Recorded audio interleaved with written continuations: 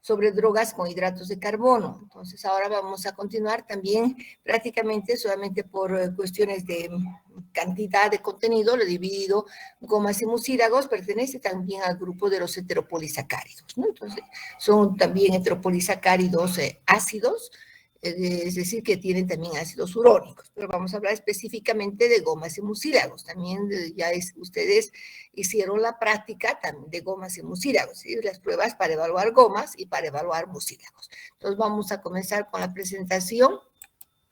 Vamos a comenzar definiendo entonces qué son las gomas y los mucílagos. Ambos, tanto gomas y mucílagos, son en general polisacáridos heterogéneos, que también se los conoce como heteropolisacáridos, ¿ya? Esas moléculas, dependiendo si son gomas, si son mucílagos, o qué tipo de goma también, se van a disolver más o menos en agua. Es decir, hay gomas que se disuelven más en agua y hay otras que son menos solubles en el agua. La característica es que van a formar soluciones coloidales o van a formar geles, en soluciones acuosas. Entonces, por este motivo, también se los conoce como hidrocoloides vegetales. ¿Okay?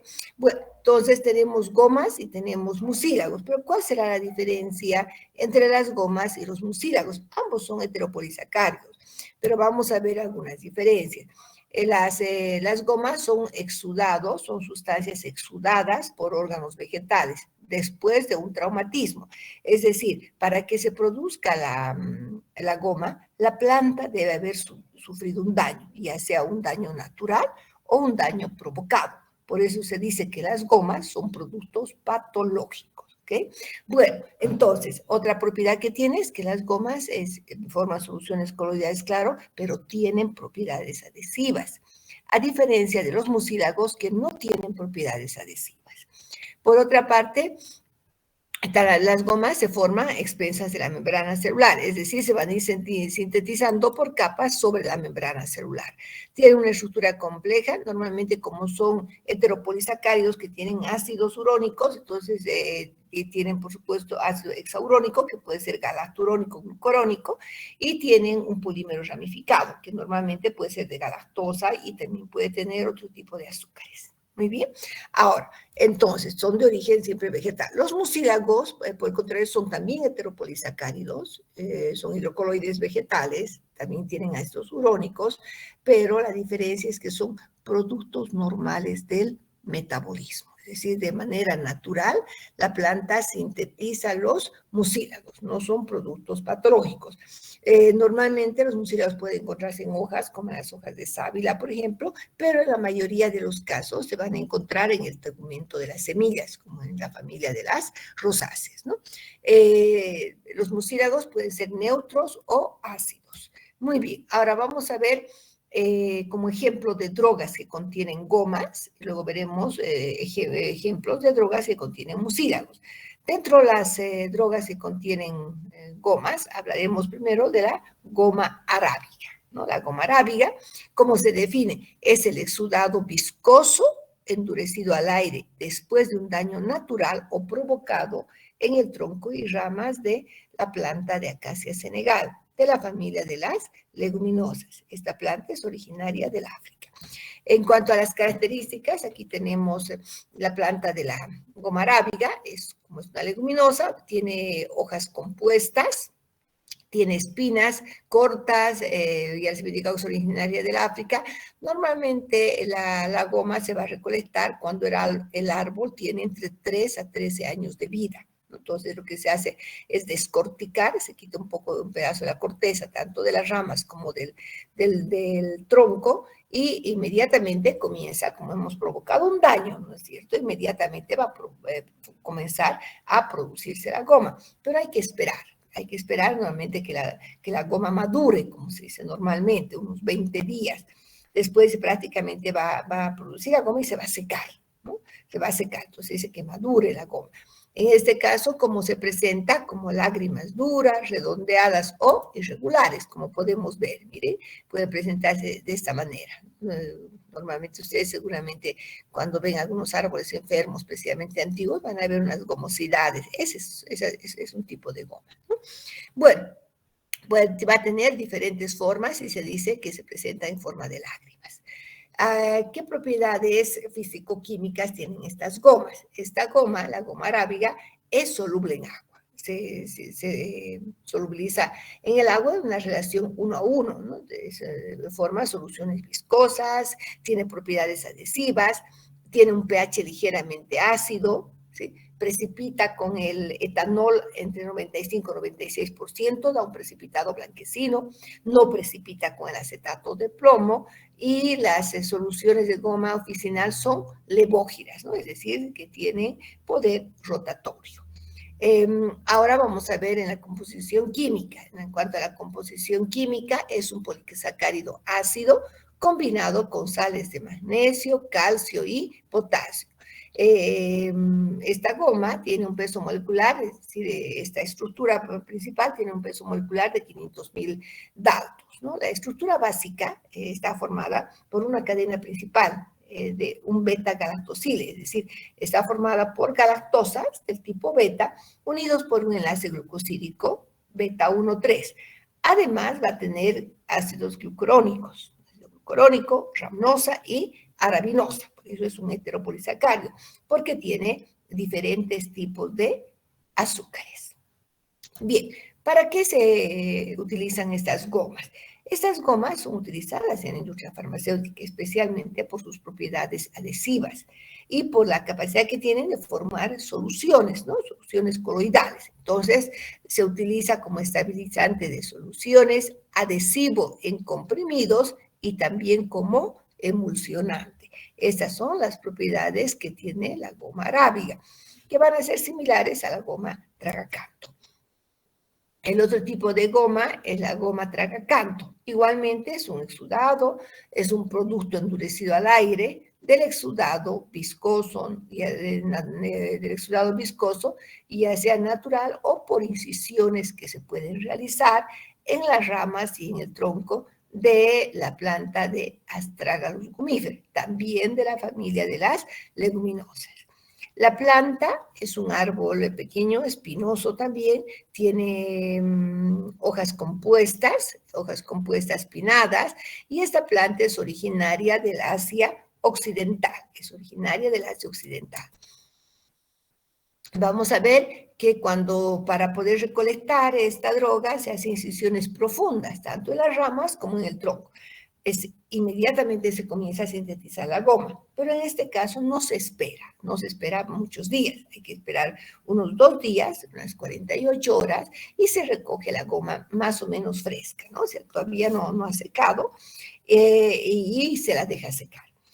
Una característica que tiene es que si nosotros vemos a detalle esta imagen, miren, ustedes pueden ver que la característica de esta goma es que va a presentar estrías concéntricas, ¿no?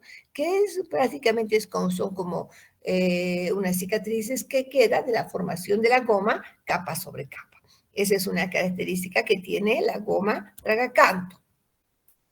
Ahora, en la composición química, a diferencia de la goma arábiga, esta goma, la goma tragacanto, tiene 3% de almidón. Por eso cuando hacemos la prueba del Lugol nos da un color azul, ¿no? Porque tiene almidón. También tiene sales minerales de un 3 a un 4%. Y sus componentes tiene 2 fracciones, la vasorina y la tragacantina. La vasorina es el polímero ácido, es decir, va a tener ácidos urónicos, ¿ya?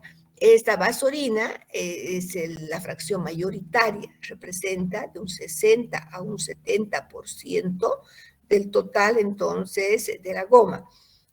Además, es la fracción insoluble y responsable de la formación de gel. Ahora, la tragacantina sería la otra fracción, está formado especialmente por una ramificación de galactosa. La galactosa más o menos tiene un esqueleto galactosídico, 3%, y tiene un esqueleto galactosídico y tiene 3% de ácidos urónicos, especialmente galacturónicos. Tiene una cadena principal galactosa, pero también tiene un porcentaje de ácido galacturónico. Esta fracción es la fracción soluble en agua. representa del 30 al 40% y más bien es responsable de la solución coloidal, de formar el coloide. ¿Okay? Ahora, fíjense, en cuanto a la calidad, las gomas tragacanto de mejor calidad son aquellas que tienen más vasorina y menos tragacantina. Menos tragacantina. Antes de ver, también un poco hablamos de las diferencias.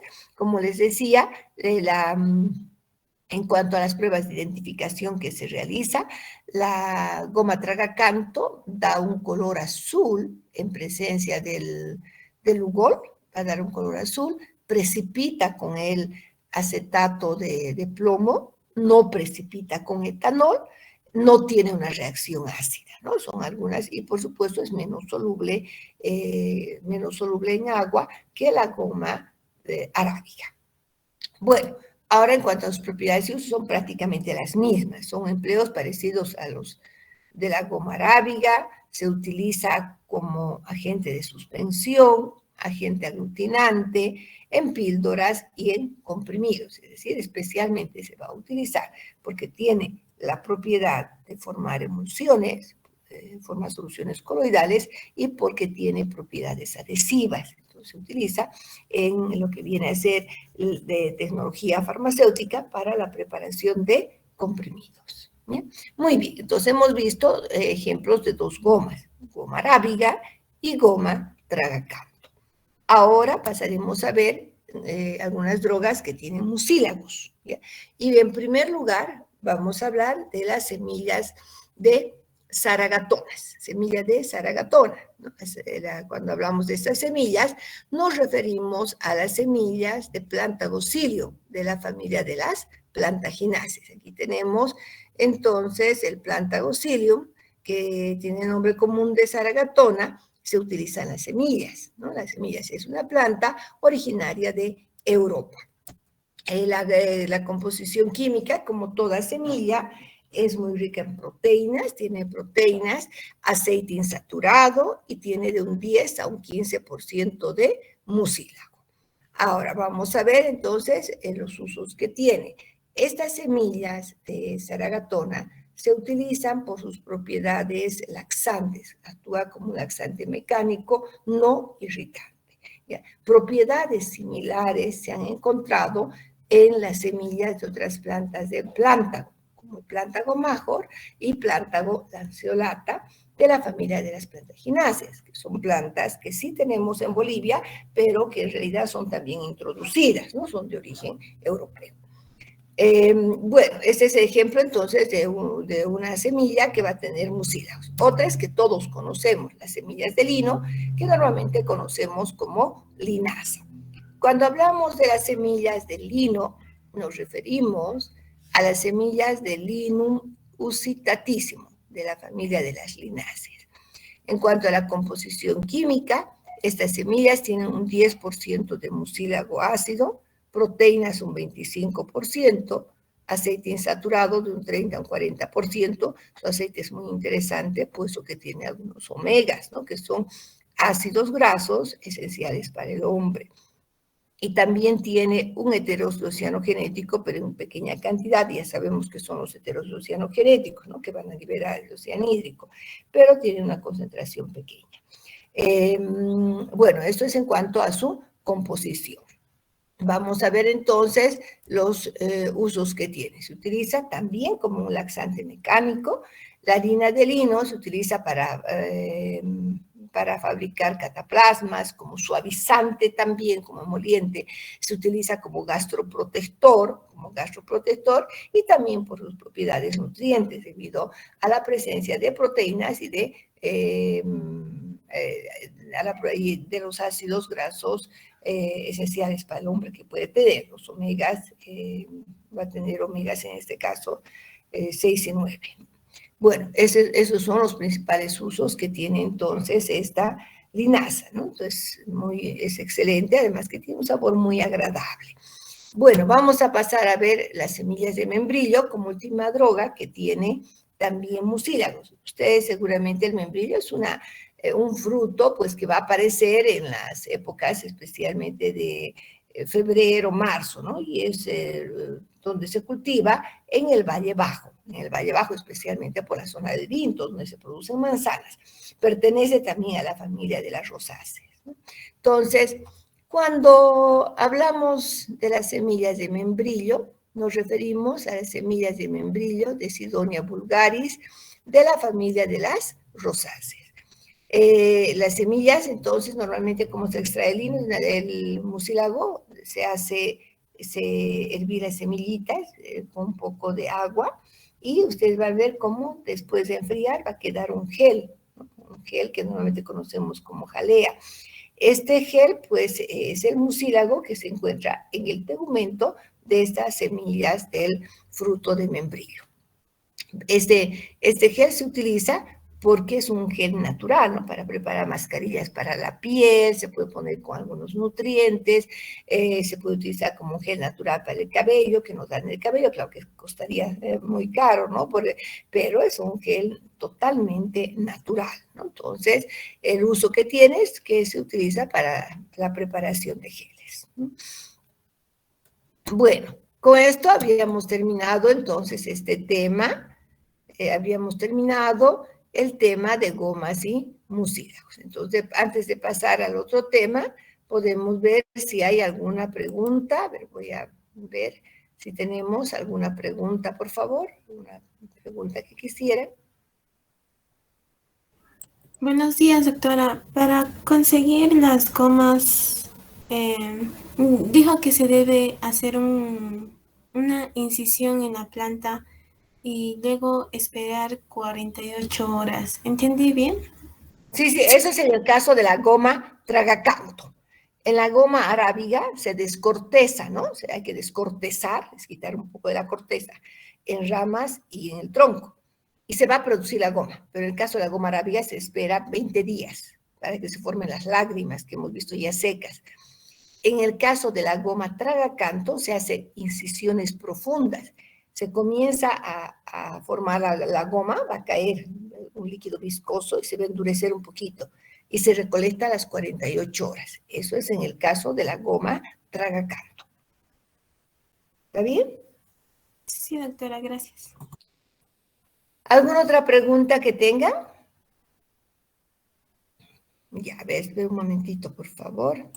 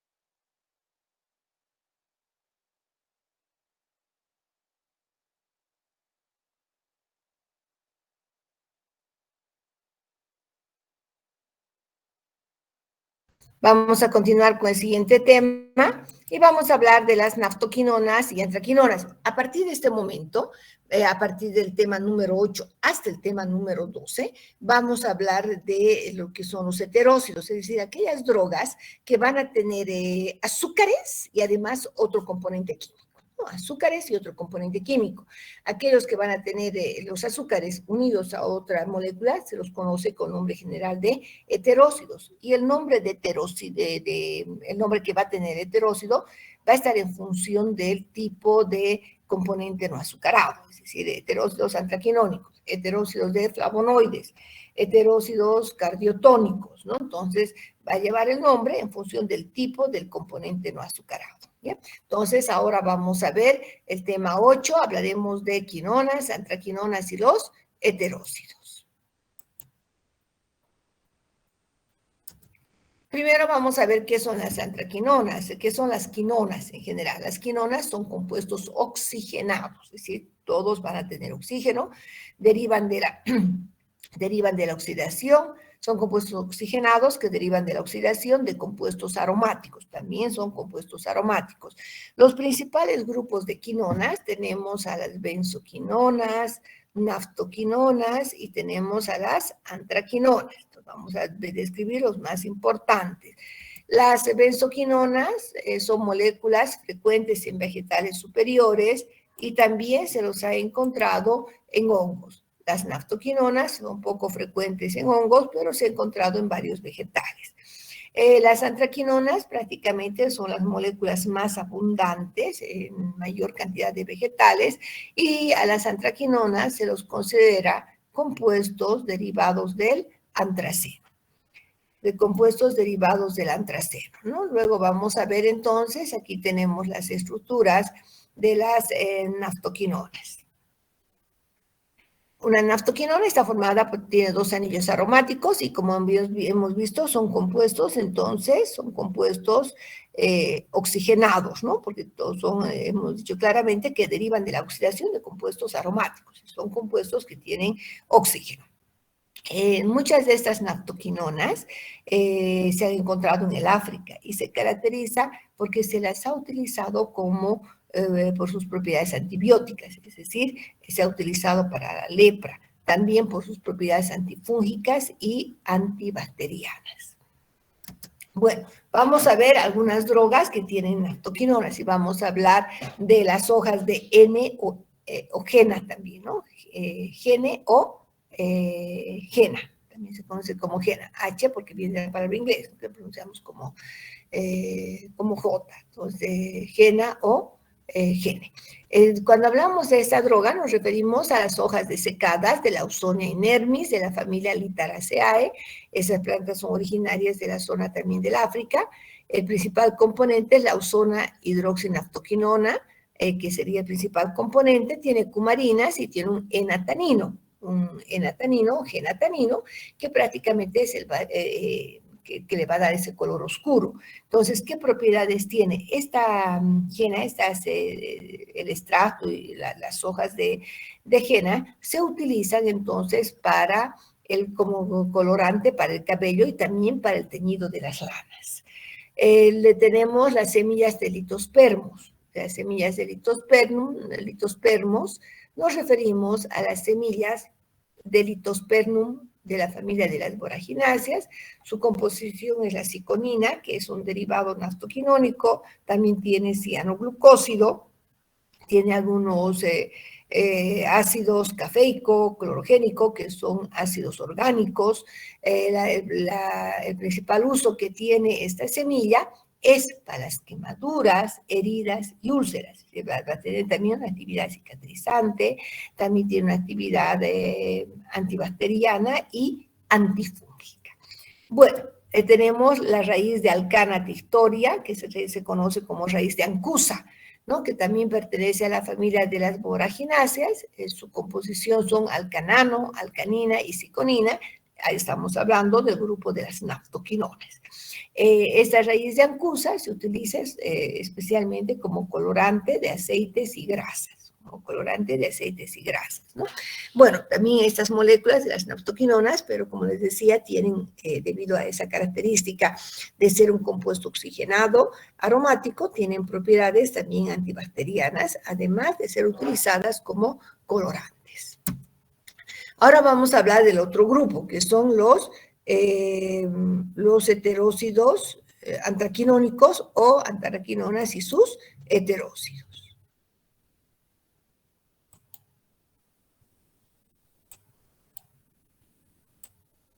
Ya, miren, todo heterócido está formado, entonces les decía, por azúcares. Azúcares y compuestos no azucarados. Azúcares y compuestos no azucarados. Al compuesto azucarado, normalmente lo vamos a comer, al componente azucarado lo vamos a denominar glicona, ¿ya? Glicona, porque viene de azúcares, ¿no? Glicona. Al componente no azucarado, ¿sí? Al componente no azucarado lo denominaremos aglicona o simplemente genina, ¿ya? Aglicona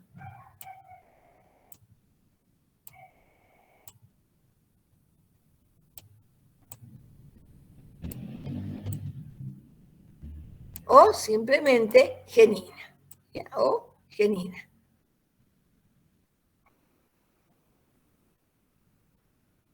Parece que es mejor escribir así, genina, ¿ok?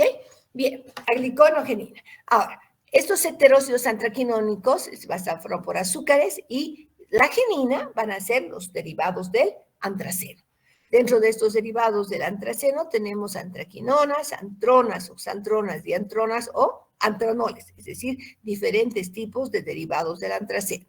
La unión entre los azúcares y los derivados del antraceno puede ser a través del oxígeno, entonces van a denominar o heterócidos, o puede ser un enlace carbono-carbono entre un carbón del azúcar y un carbón del derivado del antraceno. Entonces, si es una unión carbono-carbono, se dice C-heterócido. Entonces, podemos tener O heterócidos y podemos tener C-heterócidos. Bien, ahora vamos a ver esas estructuras básicas, ¿no?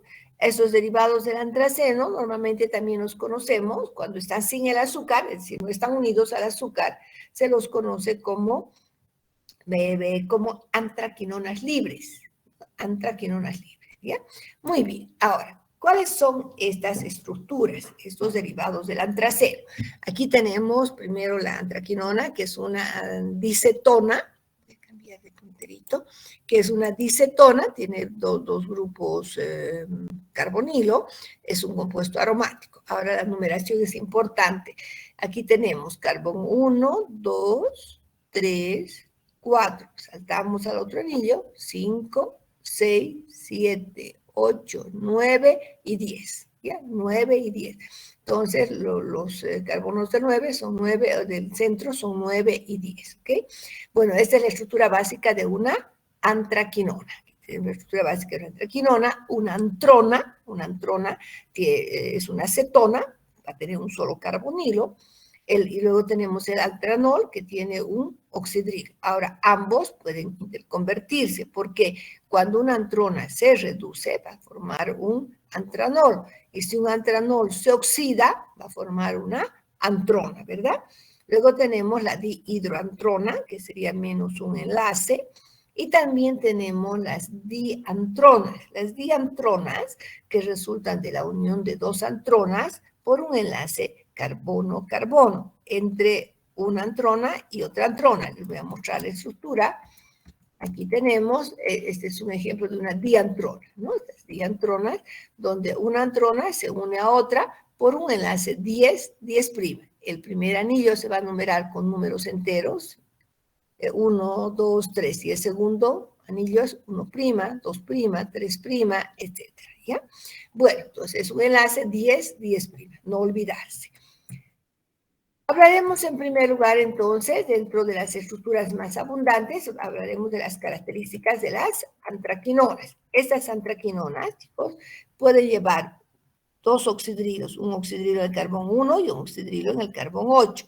Entonces, la mayoría van a ser dihidroxifenoles, porque van a llevar dos grupos oxidrilo. Entonces, pueden ser dihidroxifenoles como el crisofanol, trihidroxifenoles como la hemodina, tetrahidroxifenoles como el ácido carmínico. Pero, además de llevar estos grupos oxidrilo, también puede llevar otros grupos funcionales como metilo, hidroximetilo, un carboxilo, etcétera, y de eso va a depender los diferentes tipos de antraquinonas, ¿no? de hidroxifenoles. Aquí tenemos el crisofanol, tiene dos grupos, es un dihidroxifenol, porque tiene dos grupos oxidrilo, pero además lleva un grupo metilo, entonces se llama crisofanol. La loemodina, en lugar de tener un metilo, tiene un hidroximetilo, ¿no? La loemodina. Entonces, sigue siendo un hidroxifenol. Tenemos reina, que también tiene dos grupos oxidrilo, pero tiene un grupo carboxilo. Se llama reina esta molécula. Ahora, la hemodina es un trihidroxifenol. 1, 2, 3 grupos oxidrilo. Tiene 3 grupos oxidrilo y tiene un grupo metilo y se llama hemodina, ¿no? Y luego vamos a ver la estructura del ácido carmínico que tiene 4 grupos oxidrilo y es un tetrahidroxifenol. Fisión viene a ser en este caso, es esta molécula donde este grupo oxidrilo es un derivado de la hemodina, ha sido entonces prácticamente metilado y tenemos aquí un grupo metoxilo, ¿no? Tenemos un metoxilo. Este es un ejemplo entonces de las antraquinonas. Fíjese que todas van a tener dos grupos carbonilos, dos grupos carbonilos, son dos grupos ceto. Ahora, los antranoles y antronas, hemos visto, estos son isómeros, pueden interconvertirse. Las antronas son moléculas de color amarillo, no fluorescente y son insolubles en álcalis. Los antranoles son amarillos, pardo fluorescente, presentan fluorescencia y son solubles en álcalis, ¿no? Muchos de estos flavonoides tienen propiedades fluorescentes, por eso cuando se hace, por ejemplo, una separación cromatográfica, directamente se puede colocar sobre luz ultravioleta, sobre un transiluminador y se podría ver entonces la fluorescencia que pueden emitir estas moléculas, ¿no? Entonces, antranoles y antronas. Las oxantronas es un producto intermedio entre antraquinona y antranoles. Un minutito, por favor.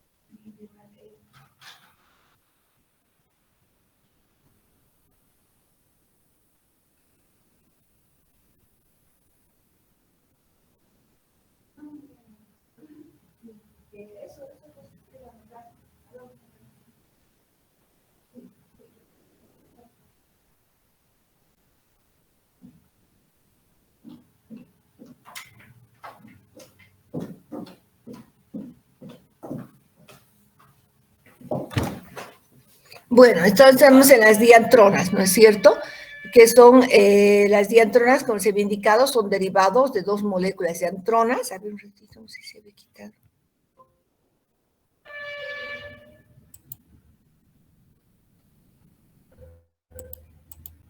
Ya.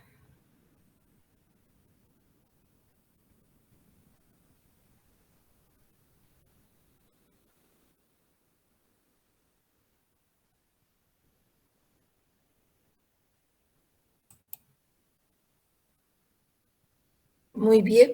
Entonces estamos hablando de las diantronas. Son las diantronas, entonces, que son derivados de dos moléculas de antronas y resultan de una oxidación suave. Como se había indicado, entonces, esas diantronas, ahora tenemos homodiantronas y tenemos heterodiantronas. Homodiantronas cuando las dos antronas son iguales, ¿no? Aquí tenemos crisofanol, diantrona o diantrona. ¿Por qué? Porque resulta de la unión de dos moléculas de antronas de crisofanol, donde se une por un enlace 10, 10', como se me ha indicado. Luego tenemos otro ejemplo, aloehemodina de biantrona, donde tenemos dos aloehemodinas unidas por un enlace carbono-carbono. La cenidina, que resulta de la unión de reina, esta cenidina tenemos A, B, C y D, ¿no? A y B son homodiantronas y las C y D son heterodiantronas. ¿Cuándo se llama heterodiantronas? Porque estas diantronas resultan de la unión de dos antronas diferentes, resultan de la unión de dos antronas diferentes. Aquí tenemos, por ejemplo, la palmidina A, que resulta de la unión de aloehemodina, y luego tenemos, en este caso, de una hemodina, aloehemodina y hemodina, ¿verdad? La palmidina B resulta de la unión del crisofanol y de la aloehemodina. Entonces, estamos hablando de heterodiantronas cuando las estructuras básicas son diferentes. ¿Okay? Bueno, estas son. Ahora, tenemos dos tipos de heterócidos. Los O-heterócidos, cuando les había indicado, cuando la antraquinona, el derivado del antraceno, se va a unir al azúcar por un enlace carbono-oxígeno-carbono. Pero cuando la unión es carbono-carbono, se dice C-heterócido, o también se conoce tipo aloína, C-heterócido. Una característica que tienen estos C-heterócidos es que son resistentes a la hidrólisis, porque un enlace carbono-carbono es más difícil de romper. Un enlace carbono-carbono es más difícil de romper, pero que pues, se oxida con facilidad.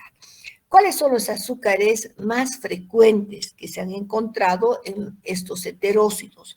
Los más frecuentes en los heterócidos antraquinónicos van a ser glucosa y rhamnosa.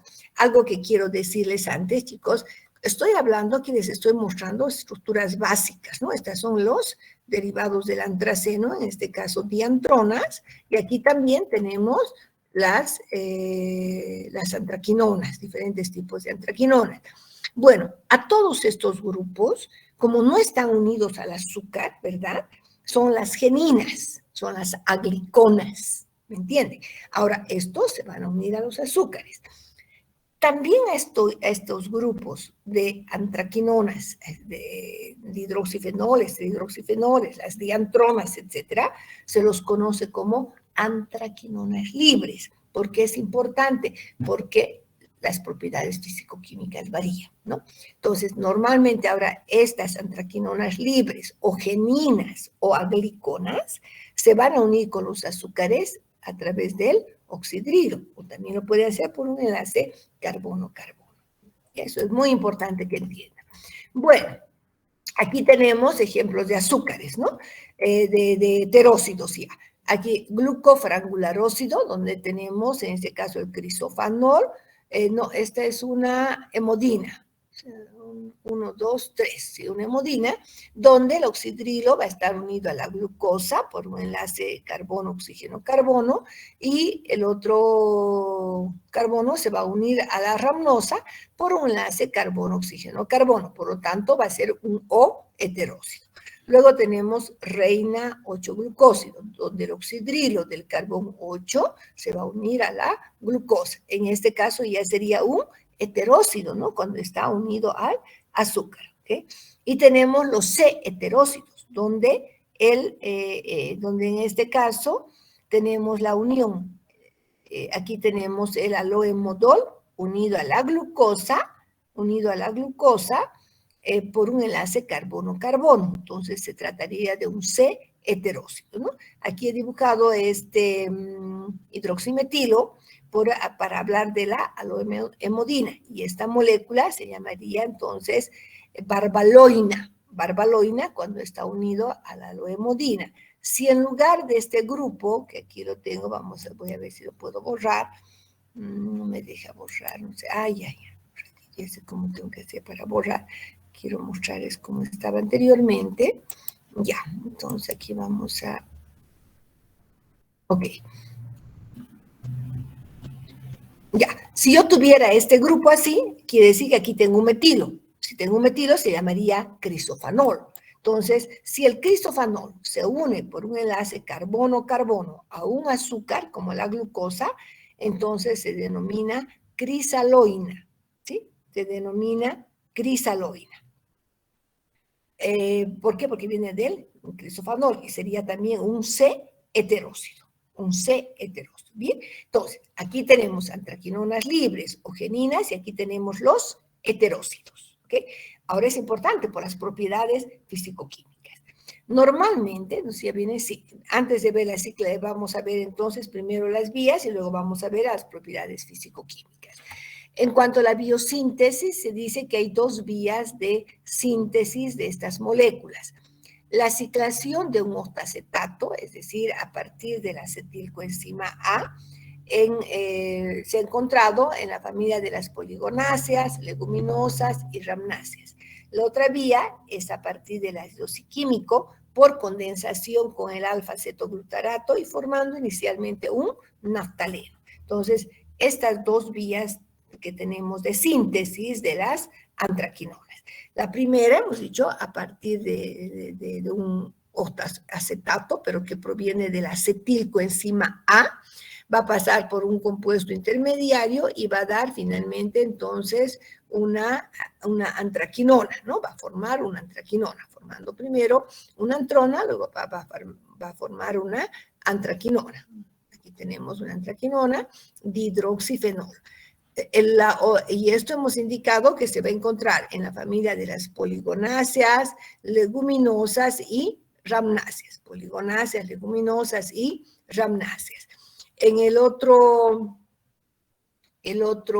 otra vía de síntesis, tenemos aquí el ácido ciquímico por condensación con el alfa-cetoglutarato. Ácido ciquímico, alfa-cetoglutarato, van a formar inicialmente un naftaleno. Y después, por adición de carbono, se va a formar 1,2-dihidroxiantraquinona, ¿no? Que sería la molécula precursora.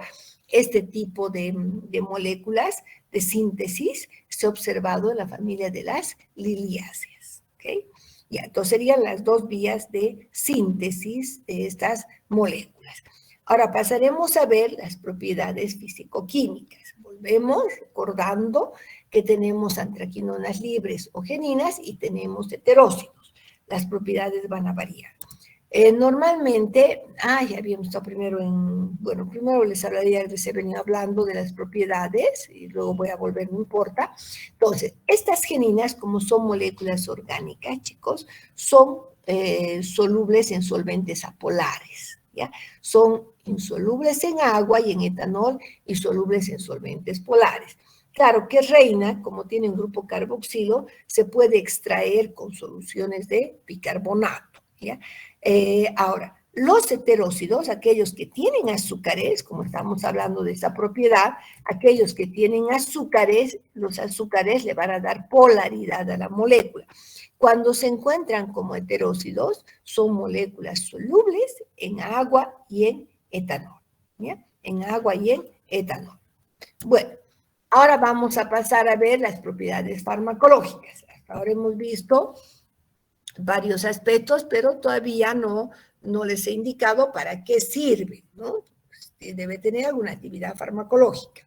De acuerdo a la dosis, estas moléculas pueden ser colagogas, laxantes o purgantes. También se conoce como actividad catártica, que se refiere a la actividad laxante. Colagoga, porque va a ayudar en la, digamos, en el trabajo de la vesícula, la contracción de la vesícula, ¿no? Luego, laxante o purgante, dependiendo de la dosis. Mejores son los zooheterócidos de diantronas y de antraquinonas. Los C-glucósidos o C-heterócidos son muy fuertes, tienen una actividad muy violenta y especialmente muy irritante. También se sabe que los heterócidos de antronas y antranoles tienen también una actividad muy marcada, es decir, una actividad mucho más fuerte que una antraquinona o una diantrona. ¿Cómo actúan estas moléculas a nivel del metabolismo? Ya primero vamos a indicar que los heterócidos no se reabsorben. Los heterócidos no se reabsorben ni utilizan a nivel del intestino delgado. No se reabsorben ni utilizan a nivel del intestino delgado. En el colon se hidrolizan, a nivel del colon se hidrolizan por glucosidasas de la flora intestinal, es decir, van a liberar el azúcar y en este lugar las antraquinonas se reducen, antronas y antranoles. Por eso es el tiempo de latencia, es decir, el tiempo que va a tener actividad desde la toma del producto hasta el efecto. Pueden pasar varias horas, 6 horas, a veces hasta 8, porque va a sufrir todavía una serie de cambios metabólicos. ¿Cómo actúan a nivel entonces del intestino? Van a actuar aumentando el peristaltismo intestinal, excitando las terminaciones nerviosas locales en el sistema nervioso autónomo, ¿no? Por eso tiene esa acción laxante. Ahora, ¿qué se sabe? Mire, la actividad está en la genina, ¿no? Está en la antraquinona libre, pero sin la presencia del azúcar no podría llegar al sitio de acción. Lo que hace el azúcar se considera como un transportador del principio activo, hace que llegue íntegro hasta el colon. Entonces, se dice que los azúcares cumplen la función de transportadores, evitando o impidiendo la liberación del principio activo de la genina antes de llegar al nivel del colon. Entonces, ayuda a que llegue a este nivel y recién va a liberar el azúcar para que las antraquinonas, convirtiéndose en antronas y antranoles, puedan ejercer su función a nivel del intestino grueso, ¿ya? Ok, ahora, esto ya hemos visto. Entonces, en cuanto a las propiedades físico-químicas, recordar nuevamente, chicos, las antraquinonas libres o geninas son solubles en solventes, apolares como benceno, cloroformo, tolueno, tetracloruro de carbono, diclorometano, etcétera, ¿no? Como seguramente han hecho la práctica con el doctor Max, utilizamos benceno para poder extraer las antraquinonas libres en la prueba de Bortrager, por ejemplo.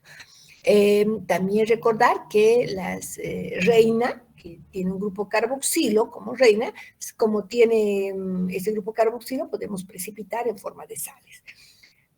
También es importante indicar que estas geninas, como tienen grupos oxidrilo, después de que hemos extraído con un solvente apolar, podemos nosotros agregar hidróxido de sodio y van a tener afinidad por las soluciones de hidróxidos, dando colores rojos, tonos rojos. Bien, ahora, algo importante, los heterócidos, ya sea O heterócidos o C heterócidos, como tienen azúcares, cambian sus propiedades. Son insolubles en solventes apolares, pero solubles, van a ser solubles entonces en agua y en etanol, pero insolubles en cloroformo, benceno, etc. ¿Ok?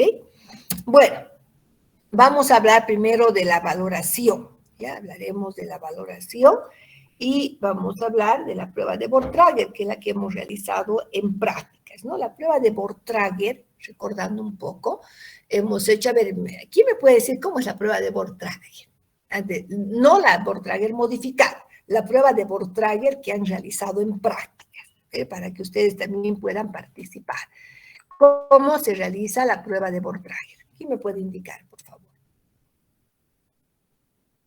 Y vamos a ver cómo están avanzando, ¿no? Cómo están aprendiendo.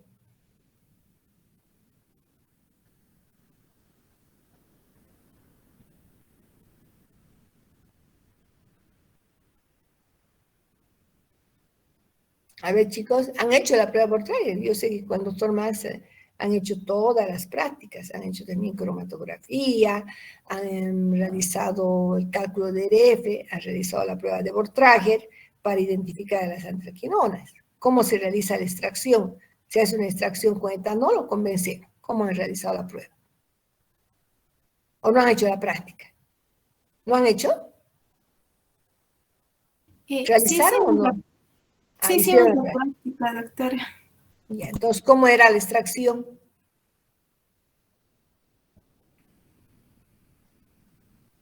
Con etanol, ¿no? Sí, doctora. Sí, doctora. No se hace con etanol. La extracción para hacer la prueba de Bortrager se hace con benceno, cloroformo, porque lo que extraemos son antraquinonas libres.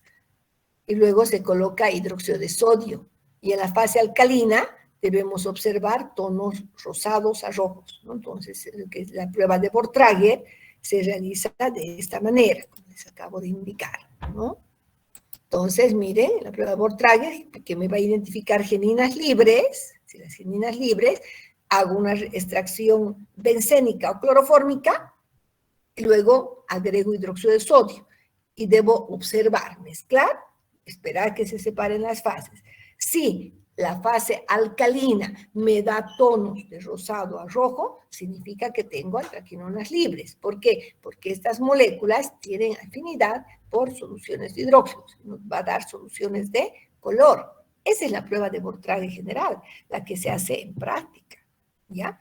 Bueno, pero si nosotros queremos identificar los heterócidos antraquinónicos y también las antraquinonas libres, emplearemos la prueba que se denomina prueba de Bortrager modificada, ¿no? Entonces, la prueba de Bortrager modificada, quiero que presten atención, por favor, la prueba de Bortrager modificada se utiliza para valorar formas combinadas, es decir, tanto heterócidos, como también lo vamos a hacer con las geninas libres, ¿no? Las antraquinonas libres.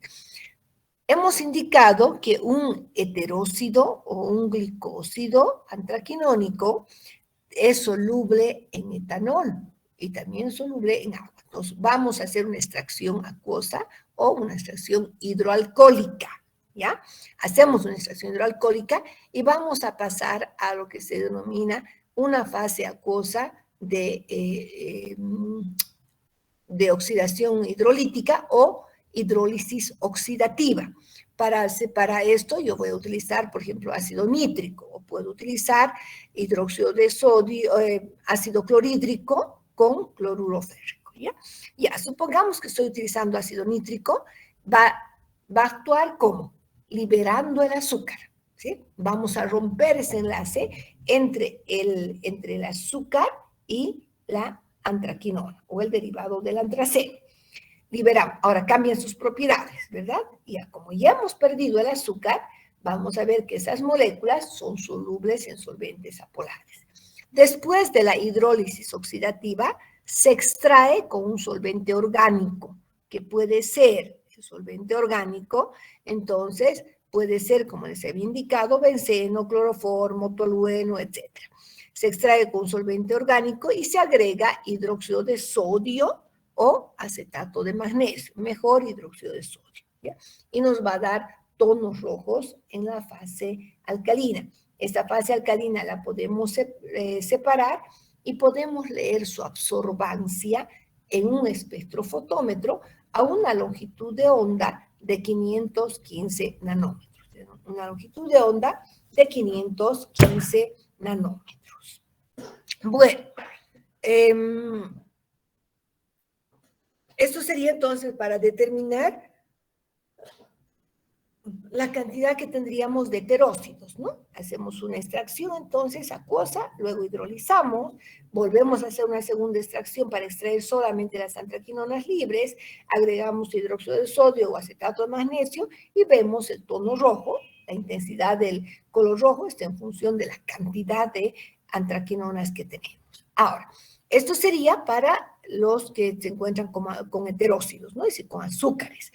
Ahora, recuerden ustedes, después de la extracción, como he filtrado, me va a quedar un bagazo, el residuo que queda. Este residuo lo puedo tratar con benceno o cloroformo, hago una segunda extracción y puedo luego agregar hidróxido de sodio o acetato de magnesio, también en esta fase, y puedo ver la cantidad que tengo de antraquinonas libres, ¿no? Entonces, con este método Bortrager modificado puedo determinar heterócidos por una parte y geninas libres por otra, ¿no? Entonces me permite ver el total de antraquinonas que estaría, que tiene nuestra droga, ¿sí? Esta es la prueba entonces de Bortrager modificada, ¿sí? La Bortrager general, inicial, solamente me determina antraquinonas libres. La modificada, como hago una extracción hidroalcohólica o acuosa, voy a determinar la presencia de heterócidos. ¿Okay? Muy bien, ahora vamos a ver las fuentes vegetales de antraquinonas. Vamos a ver como ejemplos entonces de drogas que tienen antraquinonas y heterócidos antraquinónicos. Hojas de sen, raíz de ruibarbo, cáscara sagrada y acíbar de aloe. Y aquí tenemos una tabla muy interesante que es de un curso que yo hice en el Brasil sobre la forma de uso. Es una tabla muy bonita que es un resumen prácticamente de las principales drogas. En esta tabla tenemos droga, origen botánico, es decir, nombre científico, los principios activos laxantes y la dosis que se puede utilizar. Hablamos entonces como droga, hoja y fruto de sen. El nombre científico es Cassia sena, Cassia angustifolia, de la familia de las leguminosas. Los principios activos son los xenócidos A y B, que son homodiantronas, C y D, que son, que van a ser entonces los xenócidos C y D, que van a ser heterodiantronas, y los glucosenócidos. Normalmente de la hoja, o de ya sea del fruto o de la hoja, se puede, la dosis por vez o por día también puede ser de 0,5 a 2 gramos, esto es en función del peso. Si hablamos del principio activo aislado, si se tratara solo de los xenócidos, la dosis va a ser de 12 a 72 miligramos por día, ¿no? La cáscara sagrada es la corteza de un árbol de Rhamnus pursiana, de la familia de las ramnáceas. Tiene diferentes principios activos, aloinas, crisaloinas, que son C heterócidos, tiene diantronas como los cascarócidos A, B, C y D. La dosis también de esta cáscara sagrada es de 0,5 a 2 gramos. Luego tenemos rizoma de ruibarbo, el nombre científico es Rheum officinalis o Rheum palmatum, de la familia de las poligonáceas.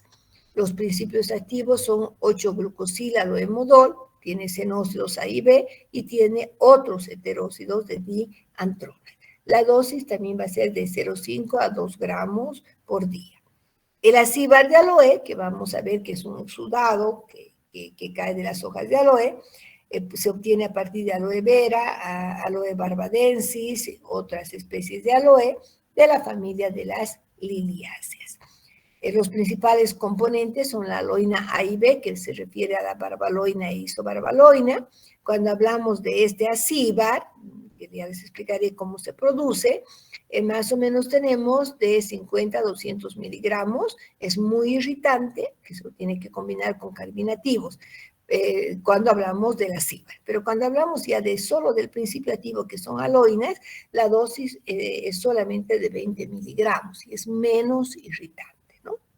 Ya no es irritante. Muy bien. Ahora, veremos entonces primero a las drogas que tienen ya habíamos indicado dentro de esto las 4 drogas, pero vamos a hablar de 3. Comenzaremos con las hojas de sé. Cuando hablamos de las hojas de zen, nos referimos a las hojas desecadas de Cassiacena o Cassia angustifolia de la familia de las leguminosas.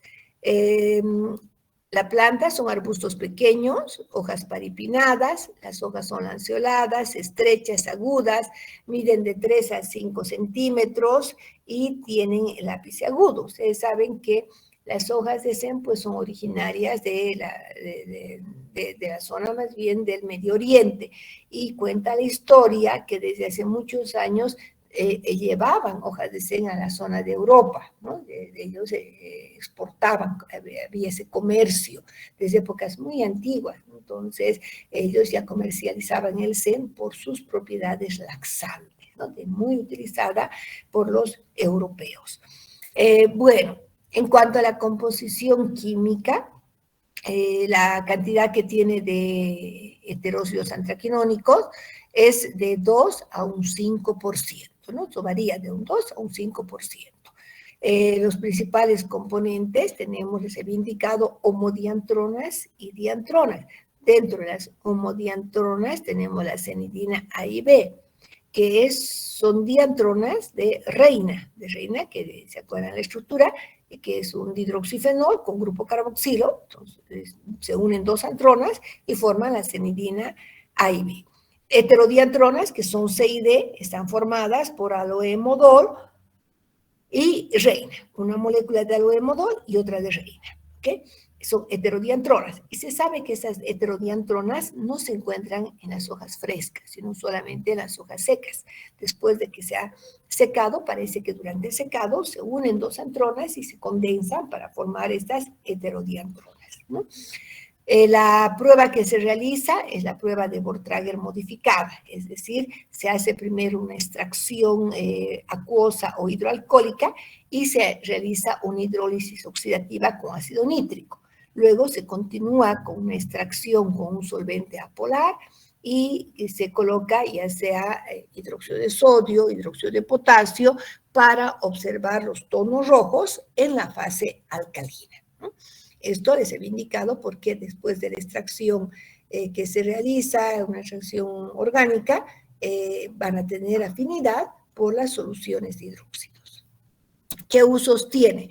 El zen es un laxante excelente, muy natural, muy recomendado. Lo utilizan también como parte de fórmulas adelgazantes, ¿no? Porque, bueno, tiene esa acción laxante. Normalmente se utiliza de 5 a 20 gramos por litro, si quieren 2 gramos por taza, por infusión, es una dosis. Y cuando hablamos de los cenócidos solos, es decir, ya del principio activo extraído, la dosis va a ser de 12 a 72 miligramos, siempre dependiendo de la edad y del peso. Ahora hablaremos de la raíz de ruibarbo. De la raíz de ruibarbo es una droga también muy conocida, muy utilizada de estas épocas antiguas, y nos referimos a las raíces y rizomas de dos especies del género Rom. Rom palmatum, Rom officinalis, de la familia de las poligonáceas. Entonces aquí se utiliza la raíz, ¿no? La raíz, el rizoma, que es bastante grueso, ya que se recolecta este rizoma cuando la planta tiene entre 3 a 6 años de edad. Entonces, fíjense, es una raíz gruesa, antigua, hay que quitar, descortezar y se presenta en trozos pequeños. Normalmente el color puede ir desde un marrón naranja a un marrón plomizo. ¿Por qué? Va a depender de la calidad. Cuanto más naranja sea la droga, naranja pardo, quiere decir mejor calidad. Si es un naranja plomizo apagado, es de menor calidad. Entonces, en función del color y del brillo, se va a ver la calidad del ruibarbo. Ahora también quiero decirles que esta planta crece perfectamente en los lugares bastante altos, es decir, sobre 3.000 metros, a 3.000 metros sobre el nivel del mar. En la zona del Tíbet, que es de donde viene el mejor ruibarbo. Yo digo, si allí crece, podría crecer muy bien en nuestras zonas altas de Bolivia, tal vez, ¿no? Pero este ruibarbo del Tíbet es el de mejor calidad. En cuanto a la composición, primero tiene taninos del grupo de los taninos gálicos, y esto es lo que le va a dar una actividad antiinflamatoria, le va a dar una actividad antibacteriana también, y también una actividad astringente. ¿Ya? Luego tiene cristales de oxalato de calcio, que son del tipo tetragonal, y en su composición tiene una gran cantidad de heterócidos antraquinónicos. Tiene una concentración bastante alta, de 8 a 10%. Si ustedes han hecho la prueba de Bortrager, seguramente han podido ver que el color en el extracto de ruibarbo es mucho más intenso. Hemos visto en prácticas también, ¿verdad? Bueno, en la parte teórica seguramente, que el tono es mucho más rojo en relación al zen. Claro, porque tiene el doble de heterócidos de antraquinonas libres y de heterócidos también antraquinónicos, ¿no?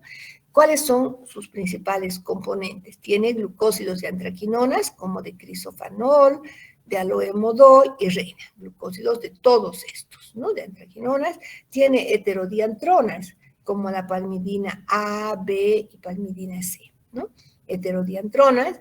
Luego, pues, tiene toda esta variedad de antraquinonas. Y cómo se realiza la prueba de identificación. También se hace una prueba de Bortrager modificada, es decir, vamos a hacer una extracción acuosa o hidroalcohólica, luego se hace se va a hacer prácticamente una hidrólisis oxidativa con ácido clorhídrico y cloruro férrico.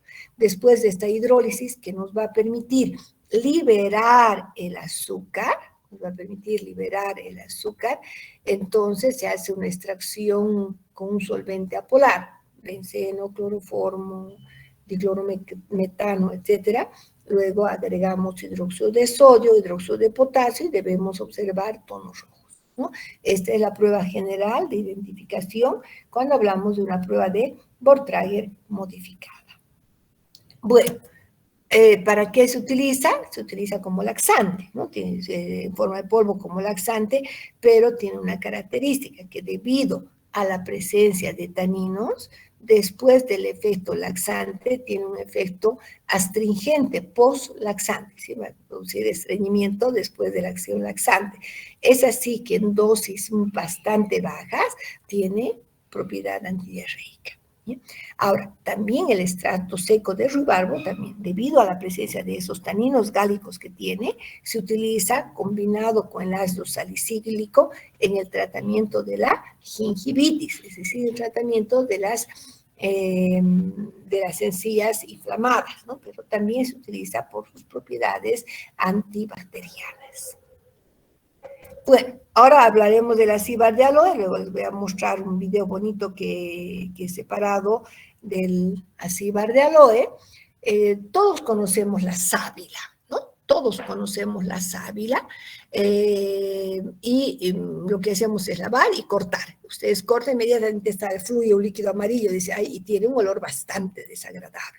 Bueno, ese líquido amarillo se sintetiza, que es el líquido amarillo, es el que contiene estas aloínas, es decir, estas antraquinonas, heterócidos de antraquinonas, se sintetizan en las células pericíclicas, que son de la parte externa, ¿ya? En las células parenquimatosas internas se sintetizan los mucílagos. Por ahora no nos interesan a nosotros los mucílagos, nos interesa este líquido amarillento, ¿ya? Entonces, vamos a ver qué es el acíbar, ¿ya? El acíbar de aloe es el residuo sólido obtenido por evaporación del líquido que fluye al cortar transversalmente las hojas de varias especies del género aloe, ¿ya? Entonces, este líquido amarillento que fluye lo vamos a dejar secar, lo vamos a dejar prácticamente va a fluir una gran cantidad, se coloca un poco de agua y debemos dejar secar. Este líquido seco es el que, ya vamos a ver cómo se hace luego la preparación, es el que se denomina acíbar de aloe, ¿ya?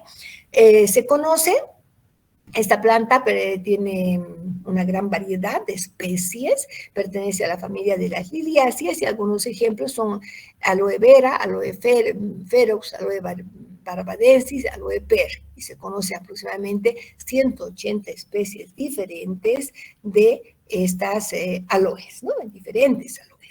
Muy bien, ahora veremos cómo se prepara este acíbar. Como les decía, las hojas se cortan transversalmente cerca de la base, se coloca en un recipiente con un poquito de agua para que pueda fluir este líquido amarillento, que es el que tiene estas aloínas, ¿no? Estas antraquinonas.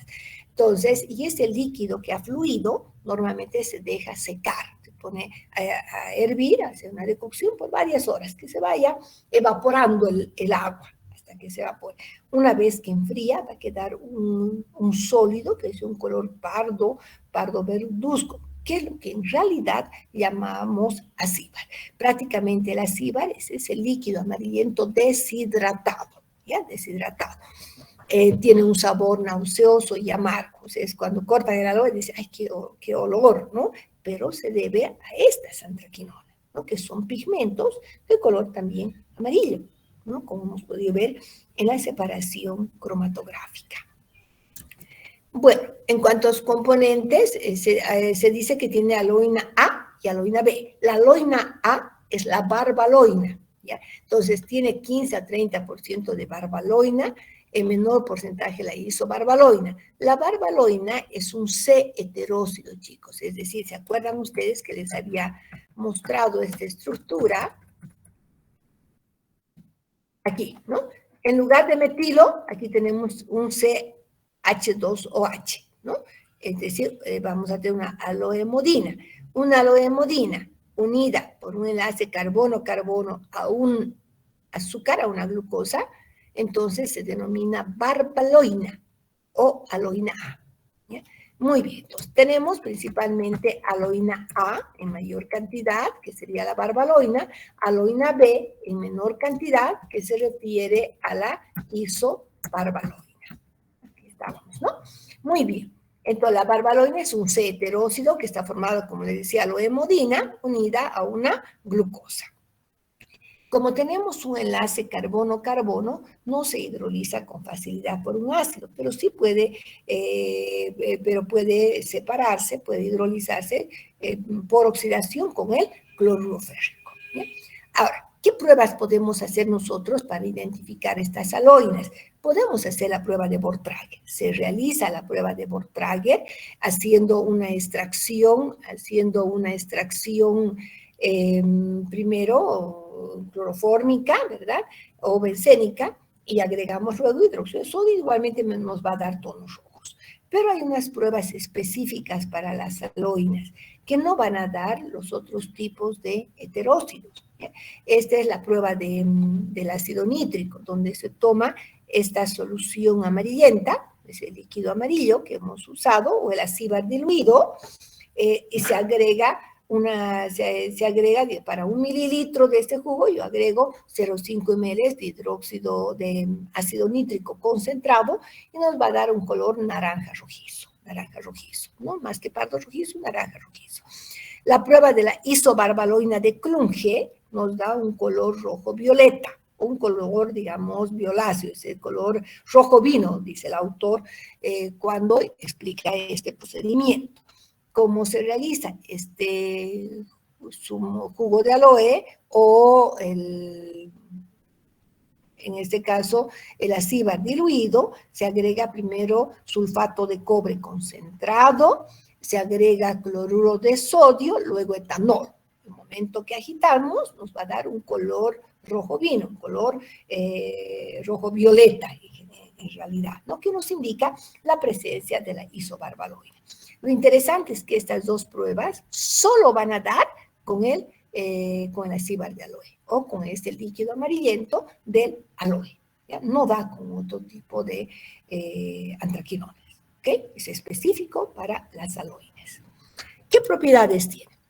El acíbar se utiliza como purgante, pero se había indicado que es muy irritante, por eso se debe combinar con carminativos, ¿no? Que lo que hacen es reducir la tendencia a los cólicos. Lo mejor es utilizar prácticamente las aloínas aisladas, que es menos irritante, ¿no?